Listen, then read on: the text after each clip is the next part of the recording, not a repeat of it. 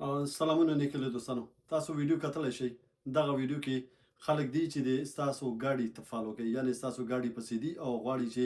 هغه تا په یو طریق باندې بیرون وباسي، یعنې ته ګاډی ودرئ او بیرون ووځئ او هغې نه وروسته هغې ته دا چانس میلاو شي چې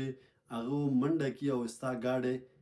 تا نه واخلي، یعنې تا اختطاف کړي، تا یو هلته دې وتړي یا دې وهي، هغه بیا هغه پورې مربوط دی. ولې که چېرته دغسې حالت تا سره مخ کېږي نو کوشش کوه هېڅکله ګاډي نه پرې ونه وځي، یعنې کوم ګاډي نه ونه وځي. او که چېرته بیا جلکۍ او ښځه یې خو بیخي فکر یې ورته مه کوه،